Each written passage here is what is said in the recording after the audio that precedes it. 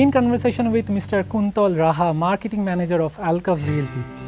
চলুন আমরা আজকে শুরু করি এপিসোড 2। আর এপিসোড 1 যদি না দেখে থাকেন, স্ক্রিনে দেখুন লিঙ্ক অপশন আছে, সেখানে এপিসোড 1টা কিন্তু একবার অবশ্যই দেখে নেবেন। তাহলে চলুন শুরু করা যাক আজকের এপিসোড 2।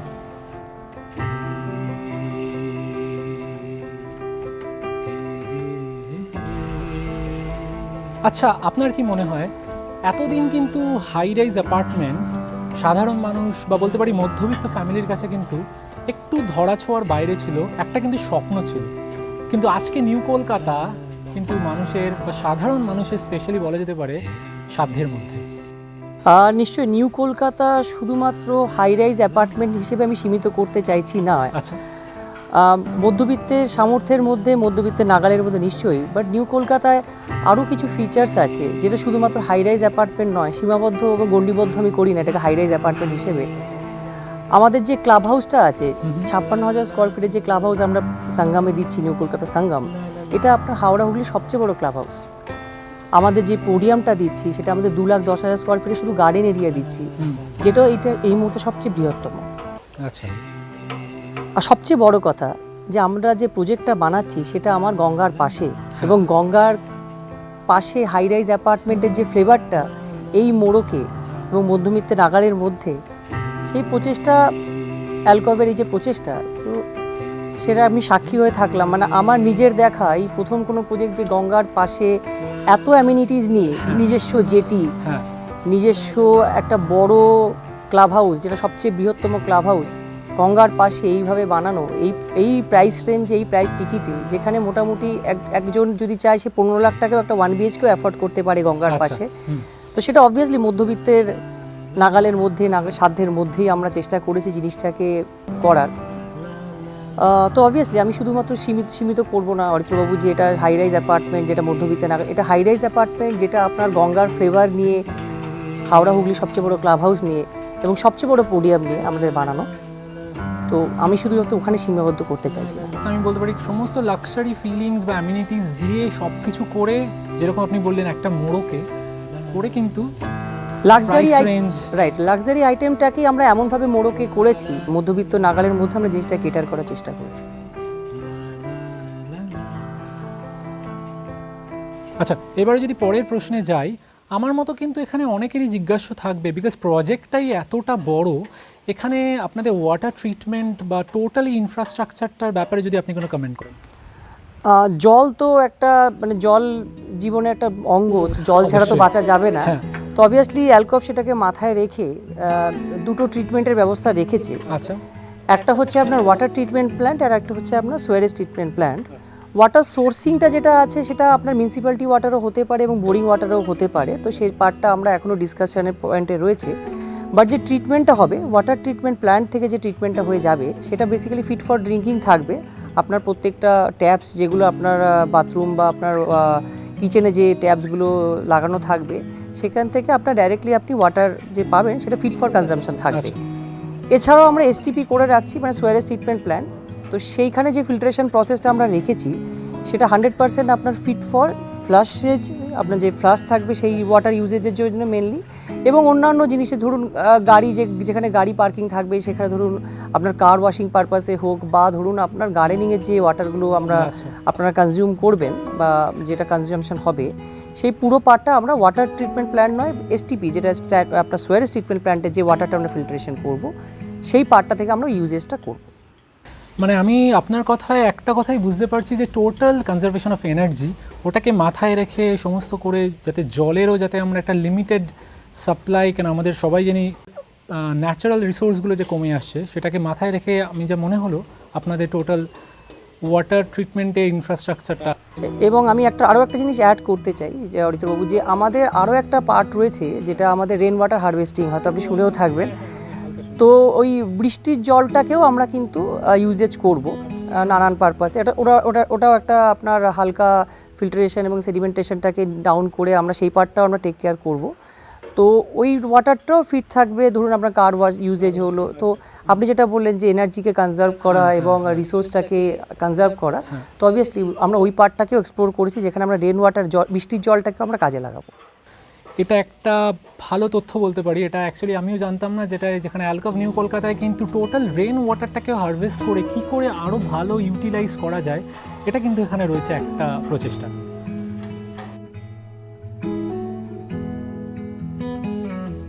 নিউ কলকাতার কথা যখন চলেই এলো, আমার জানতে ইচ্ছা করছে যে অ্যালকভ কতটা অ্যাকচুয়ালি স্বপ্ন দেখছে নিউ কলকাতা নিয়ে। বিকজ আমরা সবাই জানি new Kolkata, Sangam and Prayag is one of the big project বলা যেতে পারে অ্যালকভের কাছে। অবশ্য আমাদের কাছে ওটা স্বপ্ন। স্বপ্ন অবভিয়াসলি নিউ কলকাতা যে কনসেপ্টটা আমরা এখানে লঞ্চ করি, সেই প্রথমে আমি আসি যে নিউ কলকাতার মেন স্বপ্ন ছিল এখানে প্রায় 5,000 ফ্ল্যাট যে আমরা বানাতে চলেছি, নিয়ারলি 5,000 ফ্ল্যাটস। তো আমাদের মেন যেটা উদ্দেশ্য আছে 5,000 ফ্যামিলির মুখে হাসি ফোটানো, তাদেরকে হ্যান্ডওভার করা। কারণ শহরতলির বাইরে এই প্রথম ভেঞ্চার আমরা প্রথমেই ভেঞ্চার করেছি। আজ পর্যন্ত এই ম্যাগনিটিউডও আমরা হয়তো কাজ করিনি।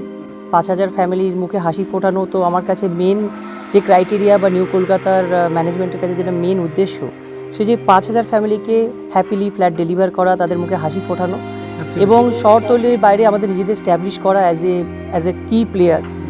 কারণ এই ম্যাগনিটিউডের প্রজেক্টও আজ পর্যন্ত কেউ দেখেনি এই লোকেশানে।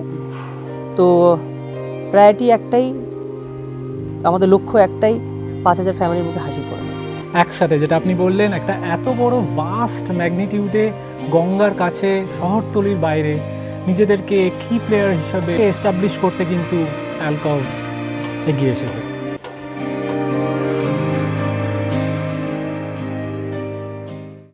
অ্যান্ড দেন সঙ্গম লঞ্চ হলো 2019। রাইট, সঙ্গম লঞ্চ হলো আমাদের 2019 নভেম্বরে আমরা লঞ্চ করি প্রজেক্টটা। তো 1 বছর হতে যাচ্ছে আমাদের প্রজেক্টটা সঙ্গম লঞ্চ হয়েছে। সঙ্গম বেসিক্যালি আমাদের সেকেন্ড ফেজে আরও বৃহৎ জমি নিয়ে কাজটা আমরা আন্ডারটেক করেছি। ওটা আমাদের 19 একর জমির প্রজেক্ট, 16টা টাওয়ার রয়েছে এক্স্যাক্টলি। তো তার মধ্যে এই মুহূর্তে আমরা 4টে টাওয়ারই লঞ্চ করেছি। যেই 4টে টাওয়ারও হাই রাইজ অ্যাপার্টমেন্টসই হচ্ছে, গঙ্গা ফেসিং হচ্ছে। তো যে ফেসিলিটিসগুলো আপনি প্রয়াগে পাচ্ছিলেন, সেই ফ্যাসিলিটিস থেকেও হয়তো কিছুটা অ্যাডভান্সডও বলতে পারেন, বা অ্যাট পারও রয়েছে অনেক ফ্যাসিলিটিস। তো সঙ্গম আমাদের সেইভাবে চলছে সেই প্রকল্প। তো আমরা মোটামুটি সঙ্গমের 4টে টাওয়ার, যেটা আমি আপনাকে বললাম, এই 4টেটা আমরা 2024 ডিসেম্বরের দিকে হ্যান্ডওভারের কথা ভাবছি।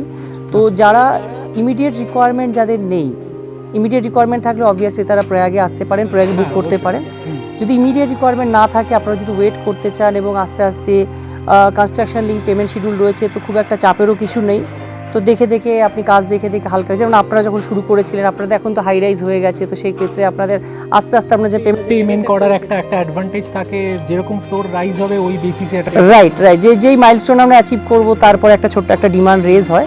তো যারা চিন্তাভাবনা করছেন যে এই মুহূর্তে আমরা লামসাম একটা অ্যামাউন্ট ছাড়বো না, বা আমাদের এই মুহূর্তে ফ্ল্যাটের রিকোয়ারমেন্ট নেই, তারা অবভিয়াসলি সঙ্গমের কথাও ভাবতে পারেন। কিন্তু এখানে আমি একটা কথা বলতে চাই, অনেকেরই কিন্তু নজর থাকবে যখন সঙ্গম লঞ্চ হবে, একদম যে সামনের দিকে টাওয়ারের দিকে কিন্তু অনেকেরই নজর থাকবে। আর সঙ্গমের সামনের দুটো টাওয়ার এক্সক্লুসিভলি আসতে ধরুন আমাদের কিছু না হলো 2028-29 ওটা কমপ্লিট হওয়ার কথা আছে।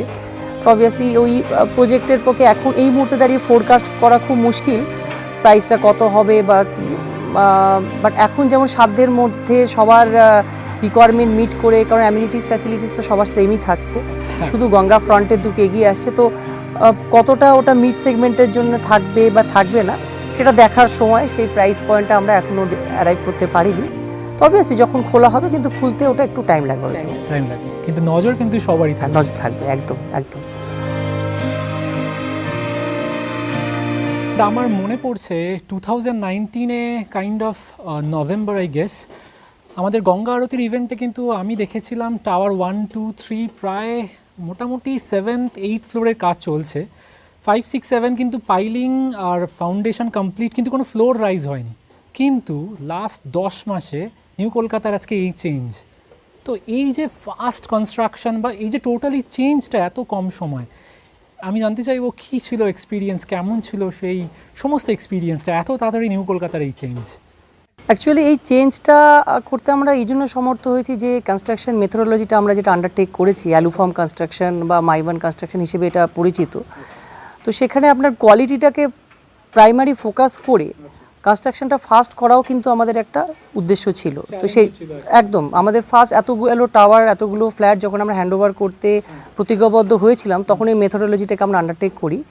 এতে কি হয়, এই কনস্ট্রাকশনে আপনার যেহেতু সিস্টেম শাটারিং চলে, আমি হয়তো একটু টেকনিক্যাল দিকে চলে যাচ্ছি, তো যেহেতু সিস্টেম শাটারিং হয়, তো যে লাইন লেভেলগুলো থাকে, তো ফ্ল্যাটের ভিতরকার যে ডাইমেনশনসগুলো থাকে, সেটা খুব আপনার আপ টু স্কেল থাকার চেষ্টা করা, মানে অনেকটা আপ টু স্কেল রাখা যেতে পারে। এই মেন ফোকাসটা হচ্ছে এই জন্যেই যে কম সময়ে কোয়ালিটিটাকে মাথায় রেখে কনস্ট্রাকশনটাকে ফাস্ট করা, সেটাই হচ্ছে মেন উদ্দেশ্য। আর যত কম ডিসক্রিপেন্সি করা যায় সেটা হচ্ছে মেন উদ্দেশ্য।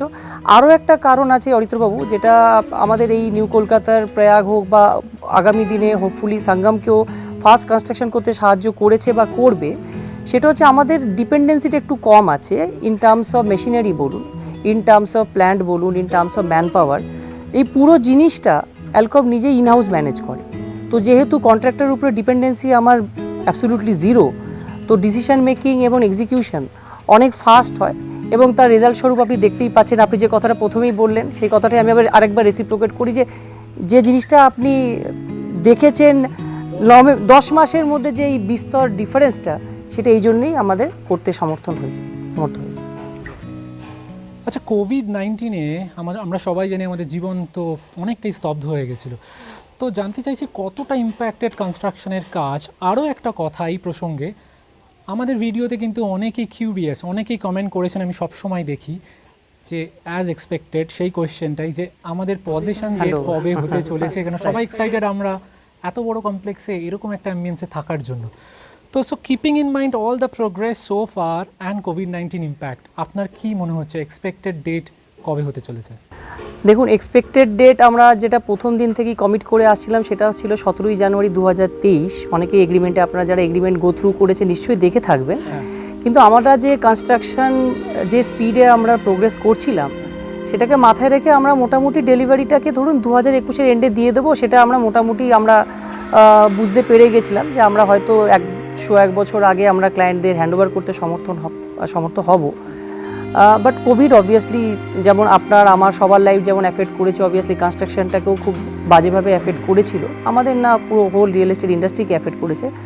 বাট এটা আমি খুব গর্বের সাথে বলতে পারি যে আমরা যেভাবে জিনিসটাকে ওভারকাম করেছি, এবং আমরা নিজের প্রমিসটা ফুলফিল করার জন্য যেভাবে এগিয়ে চলেছি, হোপফুলি পিছিয়ে আসবো না অরিত্রবাবু। মানে হোপফুলি সেই টাইম, সেই যে টাইমলাইন নিয়ে আপনাদের আগে কমিটমেন্ট, আগে কথাবার্তা চলছিল যে 2021-এর শেষে হয়ে যেতে পারে, সেখানেই দাঁড়িয়ে তো মাইলস্টোন যেগুলো আমাদের একটু পিছিয়ে গেছিলো, আমরা একদম অন শিডিউলে চলছি।